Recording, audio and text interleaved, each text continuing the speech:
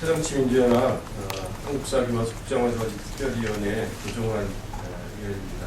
그리고 김경 위원님과 함께 국정교과서 금지법, 일명 국정교과서 금지법 당론 발의와 관련한 기자회견을 하고자 이 자리에 왔습니다.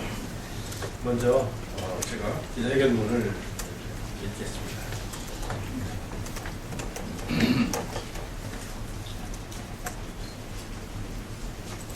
박근혜 정부는 국정역사교과서 추진 중단하고 새누리당은 국정금지법 논의에 나서라. 박근혜 정부가 압도적인 반대 여론에도 불구하고 역사교과서를 국정화한 지 어느덧 한 달이 넘어가고 있다. 박근혜 정부는 소위 올바른 역사교과서를 공개적이고 투명하게 노장청을 아우르는 전문가들이 집필하겠다고 수차례 국민들에게 약속한 바 있다. 하지만 현실은 많은 국민들이 우려한 그대로 전개되고 있다. 공개하겠다던 집필지는 소위 복면 집필진이라 불릴 정도로 베일에 쌓여 있으며 자의반 타의반으로 공개된 집필진들은 불미스럽거나 상식 이하의 행동으로 연이어 사퇴하고 있다.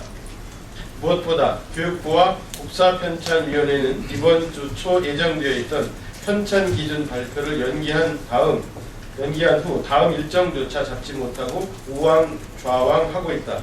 교육부는 지난 11월 초 국정교과서 기본계획을 통해 11월 말까지 편찬 지침을 확정하고 집필을 시작하겠다고 밝혔다. 하지만 12월 중순이 넘어서도록 집필 지침조차 발표하지 못하고 있어 시작부터 기본계획을 위반하고 있다. 모든 측면에서 부실덩어리라고 부를 수밖에 없는 현실이다. 이런 상황에서 새정치민주연합은 오늘 당론으로 역사교과형 도서의 다양성 보장에 관한 특별법안, 일명 역사교과서 국정금지법을 발의했다. 그동안 국회에는 교과형 도서의 국정화를 금지하는 초중등교육법 일부 개정 법률안과 대통령령으로 규정되어 있는 내용을 법률로 하는 교과형 도서에 관한 법률안 등이 발의되어 관련 상임위원회인 교육문화체육관광위에 계류되어 있다. 교문위 야당 의원들은 해당 법률안 등을 논의하기 위해 지속적으로 요구했으나 새누리당의 거부로 시작조차 못하고 있는 실정이다. 이에 보다 풍부한 내용을 담고 있는 특별법을 발의해 역사교과서의 국정제 사용을 금지하고 다양성을 보장하고자 하는 입법적 노력을 다시 시작하고자 한다. 이번 특별법은 역사교과서의 국정제 사용을 금지하고 다양성 보장위원회를 설치해 역사교과서의 다양성을 보장하는 것을 핵심으로 하고 있다. 다양성 보장위원회는 위원회 구성은 전문성을 확보하기 위해 역사교육에 학식과 경험이 풍부한 사람으로 여야가 각각 5명씩 추천해 총 10명으로 구성하도록 했다. 그동안 새정치민주연합은 교과서 발행체제의 개선 방안 마련을 위한 사회적 논의기구 구성을 제안해왔으나 정부 여당은 이와 같은 요구를 계속해서 거부해왔다. 이에 사회적 논의기구를 다양성 보장위원회라는 이름으로 법률에 담은 것이다. 이 외에도 제정안에는 정부가 역사교과서 검인정의 공정성과 중립성을 제고하기 위한 시책을 마련하도록 하며 학교가 역사교과서를 자유롭게 선택할 수 있도록 보장할 것을 담았다. 교육문화체육관광위원회 야당 의원들은 앞으로 남은 19대 국회 회기 내 국정교과서 저지 특별법과 함께 이미 발의된 법안들이 통과될 수 있도록 최선을 다할 것이다. 지금도 늦지 않았다. 박근혜 정부는 역사교과서 국정화 추진 과정의 잘못을 국민들께 사과하고 모든 것을 제자리로 돌려놔야 한다. 그렇지 않을 경우 국민들은 반드시 박근혜 정부를 심판할 것이다. 2015년 12월 17일 새정치민주연합 한국사교과서 국정화 정지 특별위원회. 네, 간단히 배경 설명을 좀 드리도록 하겠습니다. 내용 속에 다 포함되어 있습니다만 사실 역사교과서 국정화로 우리 사회는 엄청난 비용을 치르고 있습니다. 지금 경제가 어렵습니다.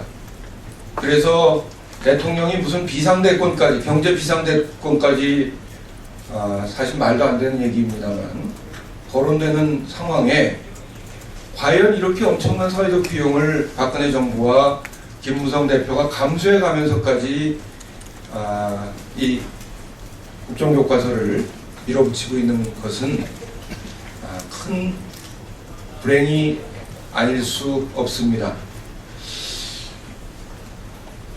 9년을 상업을 가르치고 1년도 국사를 가르치지 않은 교사가 어떤 연유에서인지 지필진에 포함되어 있다가 그 사실이 알려지면서 본인은 자진사퇴라고 하지만 그 경위조차가 불투명합니다.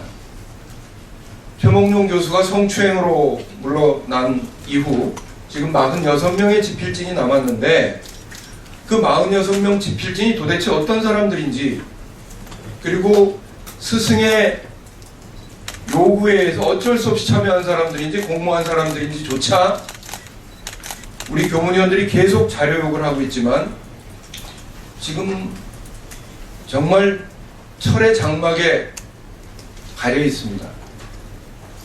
그러나 오래 못 갈 거라고 생각합니다. 그 46명의 면면들이 어떤 사람들인지, 교학사 교과서를 집필했던 그런 뉴라이트 학자들이 포함되어 있는지 여부, 아마 조만간 드러날 것이라고 저희는 생각합니다. 저희가 이 법을 발의하는 이유는 북한과 몽골 같은 사회주의 국가 정도가 지금 추진하고 있고, 이제 베트남까지도 거민정 교과서 체제로 전환하고 있는 마당에 정치적 목적으로 자신들의 조상들의 친일 문제를 세탁하기 위해서 이렇게 국정화를 악용하지 못하게끔 법제화하려는 것입니다.